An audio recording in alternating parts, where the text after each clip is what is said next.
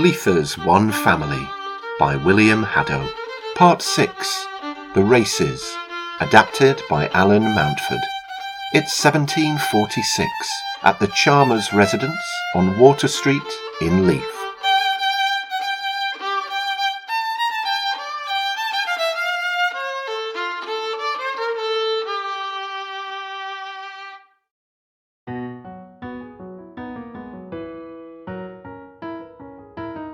You will marry Mr. Neil whether you like it or not. Do you No, Mother, I will not marry Ernest Neil.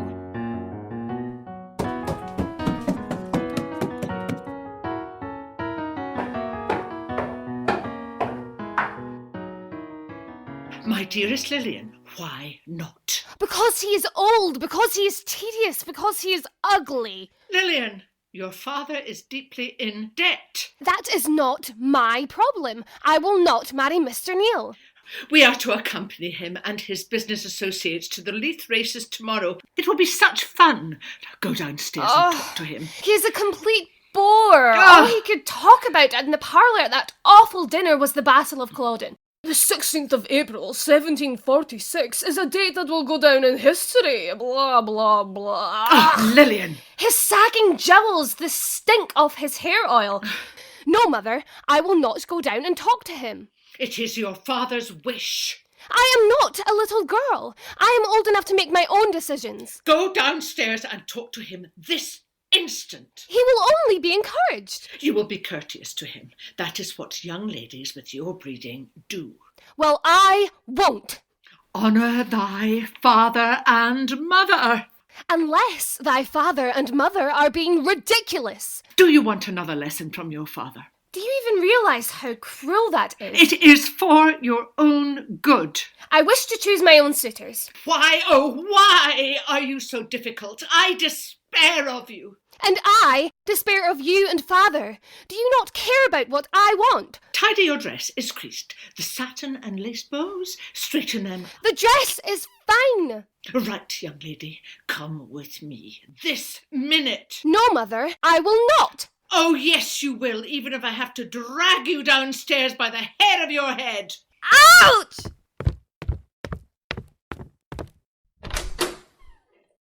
Miss Lillian. Show Mr. Neil our library. I'm sure he'll be interested. He wouldn't be interested. Lillian!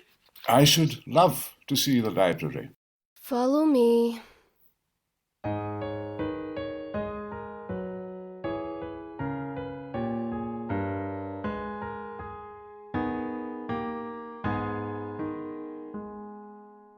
We have a fine collection of books, as you can see.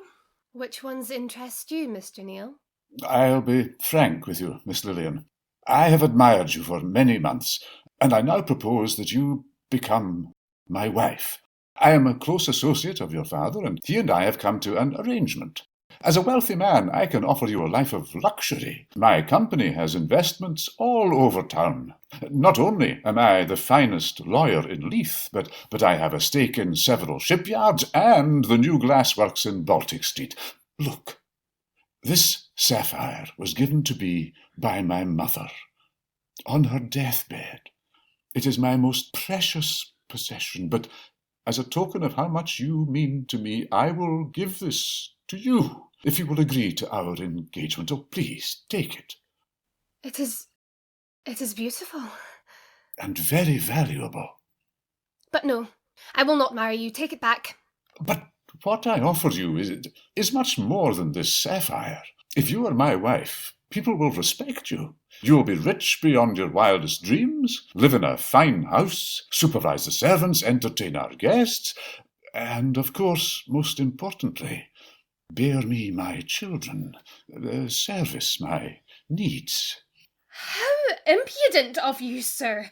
Find yourself a common whore. I'm sure there are plenty. I have spent my entire life building up my wealth, but money is not everything. I need the companionship of a decent young woman. Oh, Lillian, I long to hold you in my arms. Mr. Neil, let go of me at once. Your father has agreed that the world is a cruel place when you are poor. Mr. Neil, you take liberties. When you and your family are destitute and your life of privilege is lost, perhaps you will reconsider. Get away from me! Come here. What on earth is wrong with you, girl? You were listening at the door.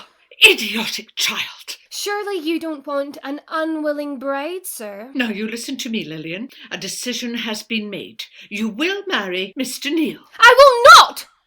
Mr. Neil, please accept my sincere apologies for my daughter's behaviour. We will accompany you, as planned, to the races tomorrow and use the occasion to announce your engagement to my daughter. Isabella, please see Mr. Neil out. Of course. This way, Mr. Neil. You will marry whoever I choose. Marriages should not be by arrangement. You will do as I tell you. You only want to clear your debts. You have a duty to the family. You will feel the weight of my belt. No, Father, no!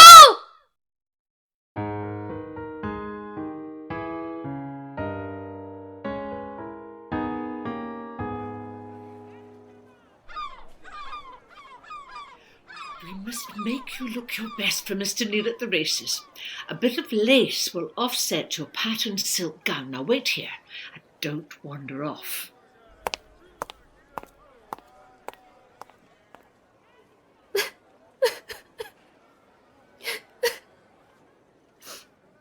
You look unhappy. Oh my, you frightened me. Who are you? Adam Preston is my name. And yours? Lillian. Lillian Chalmers. Delighted to make the acquaintance of such a beautiful young lady. Tell me, what ails you? Why would I burden someone I don't know? I don't mind. It can't be so very terrible, surely. It is.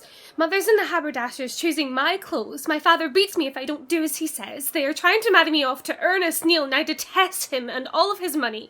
Our engagement is about to be announced to all of his acquaintances at the races, and I am lost, and I don't know what to do. Whoa, slow down. So, this Ernest Neil, he's a wealthy man. Oh, yes. Wealthy, important, and ugly. You should have seen the size of the blue sapphire he tried to bribe me with. Really? Oh, Mother will be back any second now. She won't approve of me talking to you. Why not? Well, we haven't been formally introduced. Formality is so overrated. You have charmed me greatly, Lillian Chalmers.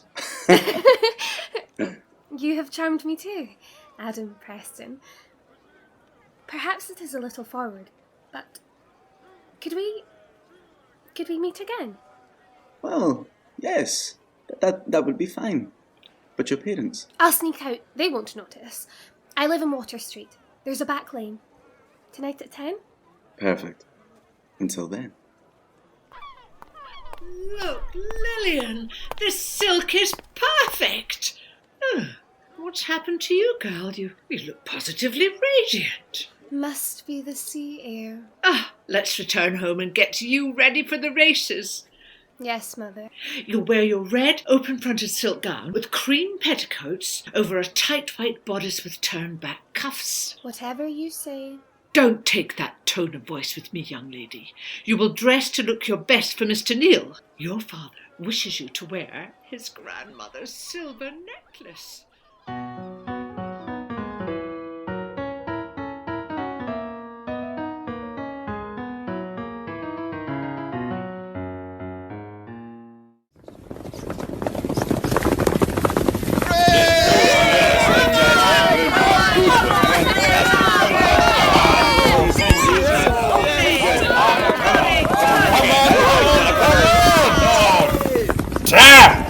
Second place. Can't win them all. Now, this one is my prize today. Fine-looking filly, eh? What say you all? Come now! Isn't she the loveliest woman you've ever seen? I've never seen Well, at least she'll keep me warm at night. What? Father! Are you going to let Mr. Neil talk about me like that? Gentlemen, if I may have your attention. Mr. Ernest Neal has an important announcement to make, with my full blessing. Oh, thank you, thank you. It is with the greatest of pride, indeed, the utmost pleasure, that I hereby, formally and officially announce my engagement to this wonderful creature, Miss Lillian Chalmers. There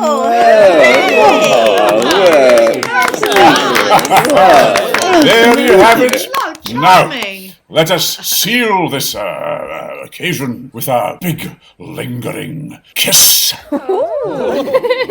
Come here, my dear. Leave me alone! Enough! Let go of her at once, sir. Adam! Do I know you, sir? Get off her! What are you doing? Lillian, get away! Something that, leave her, filthy young pup! How dare you? That's sweet.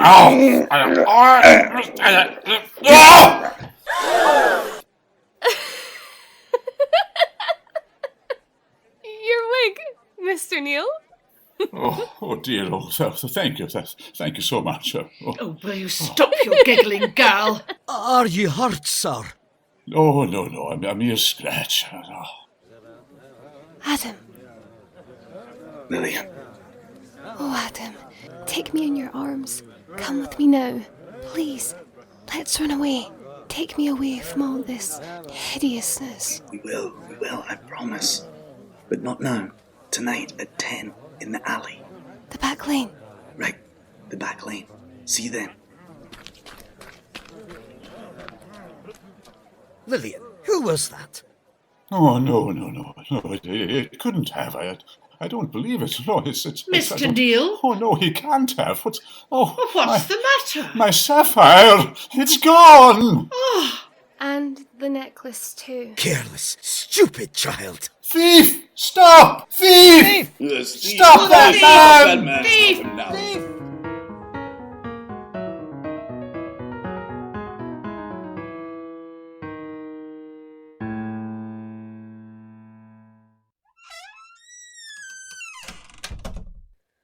Good day at the races, dear. Well, aye. You might say that.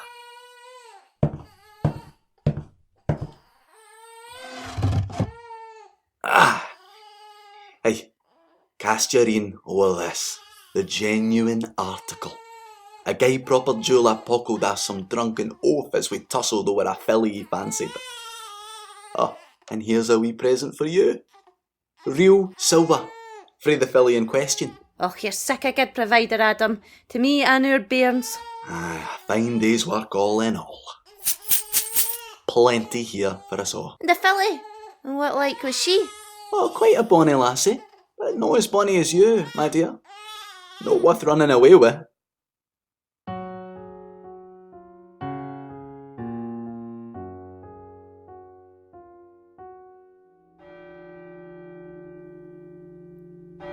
Where is he? Adam!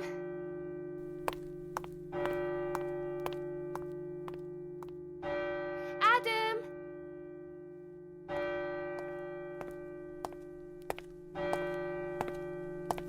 How could he? He promised. How could he?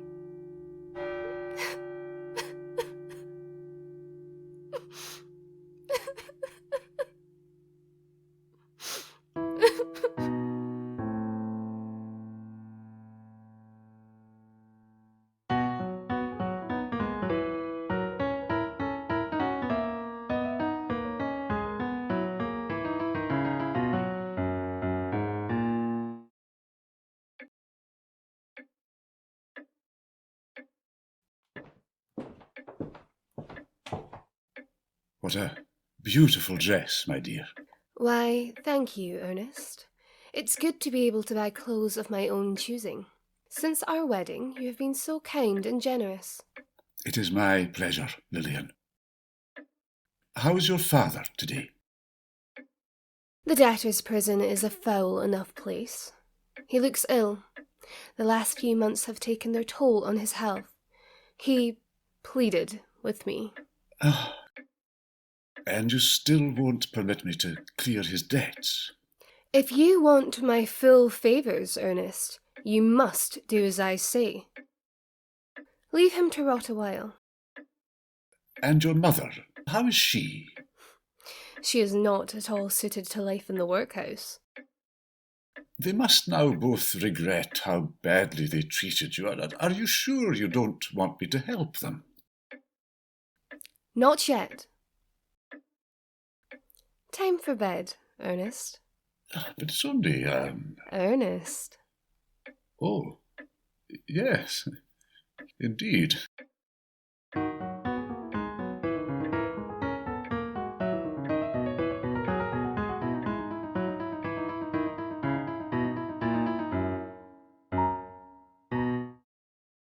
In The Races by Alan Mountford, Lillian Chalmers was played by Chelsea Grace, Mother and Father by Elizabeth Milbank and Alec Westwood, Ernest Neal was Michael Daviett, Adam Preston was Ronan Doyle, and his wife Margaret was Alison MacFarlane.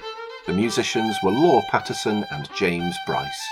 The play was directed and sound designed by me, Adam Tompkins. Citadel Arts Group is supported by the Leith Benevolent Association, Scotmid Community Connect Scheme, and the Robertson Trust.